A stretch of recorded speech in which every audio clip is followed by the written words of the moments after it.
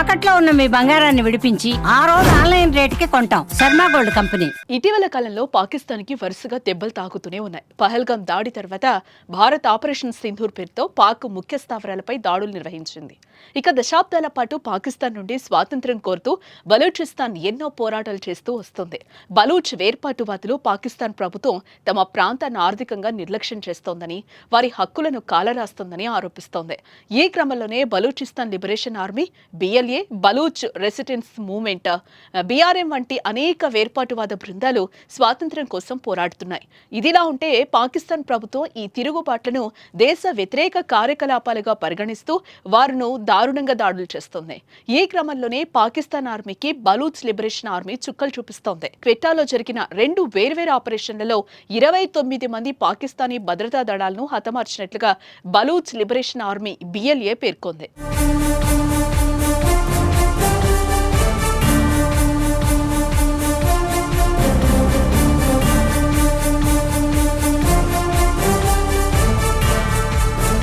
ఏ మేరకు Baloch liberation army ఒక ప్రకటన విడుదల చేసింది. క్వెటాలోని బిఎల్ఏ ప్రత్యేక విభాగం ఫతా స్క్వాడ్ పాకిస్తాన్ సైన్యం ప్రయాణిస్తున్న బస్సును లక్ష్యంగా చేసుకుని ఐఏడీ దాడి చేసిందని తెలిపింది. బిఎల్ఏ తన నిఘా విభాగం జిరాబ్ నుంచి నిఘా సమాచారం అందుకున్న తర్వాత ఈ దాడి చేసింది.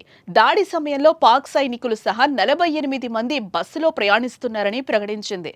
ఈ దాడిలో 29 మంది పాక్ సైనికులు మృతి చెందినట్టుగా బిఎల్ఏ పేర్కొంది. పలువురు సైనికులు గాయపడిన బిఎల్ఏ తెలిపింది. 6 నెలల్లో 286 దాడులు నిర్వహించి 700 మందిని హతమార్చినట్లు బిఎల్ఏ ప్రతినిధి తెలిపారు. బలూచిస్తాన్ కు స్వాతంత్ర్యం వచ్చే వరకు పాక్ సైన్యం తగిన మూల్యం చెల్లించుకుంటుందని తెలిపారు.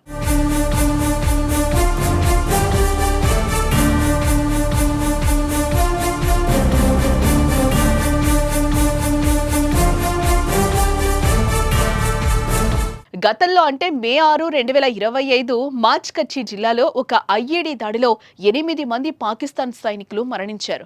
ఇందులో ఒక స్పెషల్ ఆపరేషన్స్ కమాండర్ కూడా ఉన్నారు.